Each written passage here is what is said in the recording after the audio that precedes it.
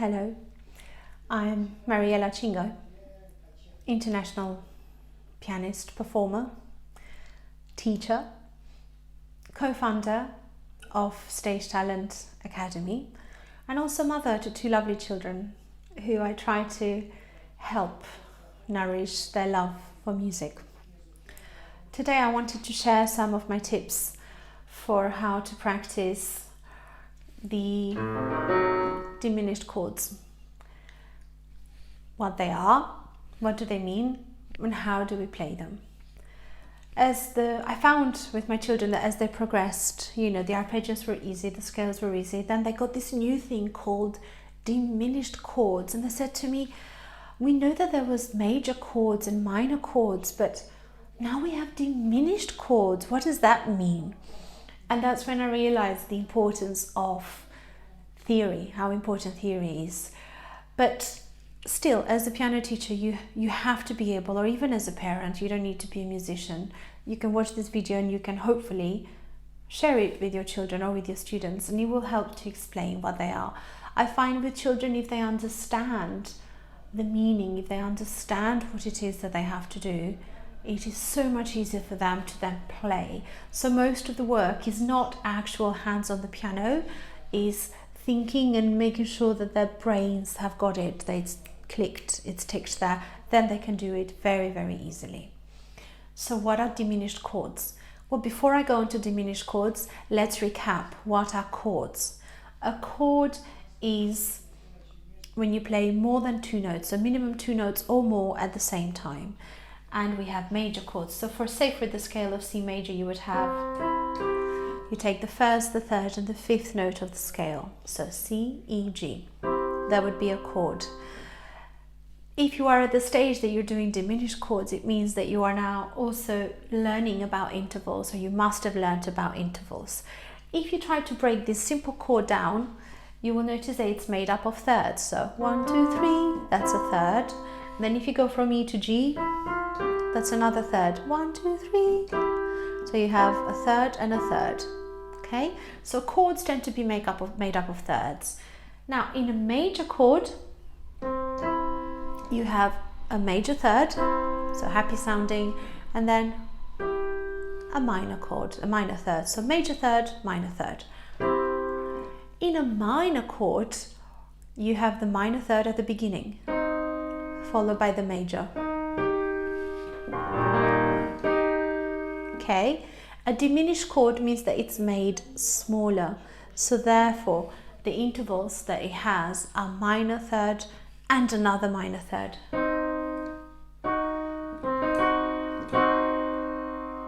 Right? And in the same way that you can have something diminished, which means made smaller, you can also have it augmented. And in an augmented chord, you're going to have a major third followed by another major third. Right, so these are our four types of chords. So you have major with the major third at the beginning, so major minor, minor chord with a minor third and a major third, diminished minor minor, and augmented major major. Right? So if you've been asked to play a diminished chord, it means that it's made up of minor thirds. Minor third followed by minor third followed by minor third followed by minor third. Right? So yes, you can keep it here, or you can add another third. That's what you get. So if in your exam or your teacher or someone, or you had to play a diminished chord, now you know how it's made up. It's made up of minor thirds, a succession of minor thirds. So it will sound like this.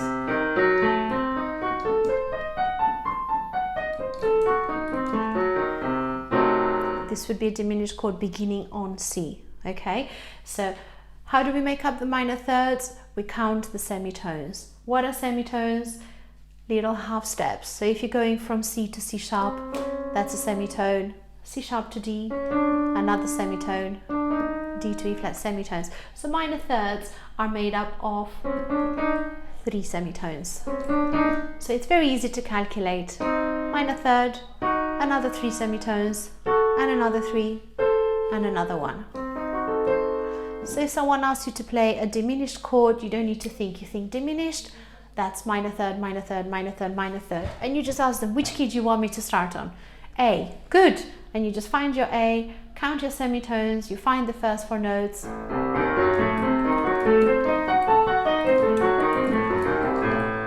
C sharp, no problem. Obviously, you're not going to start with your thumb because it is a black key.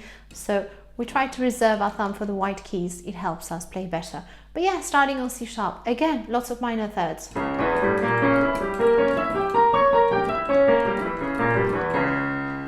Get the idea? Nice and easy. In the same way, if someone asks you to play an augmented chord, then you would just think, yeah, no problem. You're just going to have major third, followed by major third, followed by major third. In which case, say you start on C, major thirds have 4 semitones, and another major third, and another one. So you will sound as opposed to our diminished.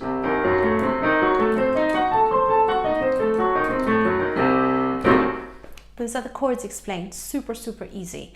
If you understand the concept, if the children understand what it means, they will never forget it, and they will love the fact that they can find it.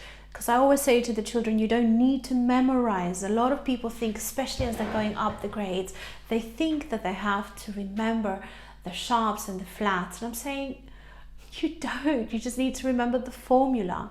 If you remember your formula, which in this case for a diminished chord is lots of minor thirds, then you can work it out. Once you work out the first octave, you just repeat it. Higher and higher and higher. That's it. That's all there is to it. And with a bit of practice, if you get them to practice in the right way, so not by memorizing, oh, I have C, E flat, F sharp and A. No, get them to work out the chords, get them to work out the thirds, then they're going to find it a piece of cake. And once they come to having to perform or in an exam, it's not, the pressure is not going to get to them because they know the formula behind it. There's one more question though, because you have diminished chords beginning on the note, like we began on C. But then there's something else. I think in grade 7, in fact, yes, it is in grade 7, you will get asked to play a diminished chord, but it's a dominant. Okay, so you think, oh, dominant. What does it mean? You have to find the dominant. The dominant is which note? 5th note. So say you are in C major, you find the dominant. So now your chord starts there on G. So C, D, E, F, G. Dominant is tonic, supertonic, median, subdominant, and dominant. There's your dominant.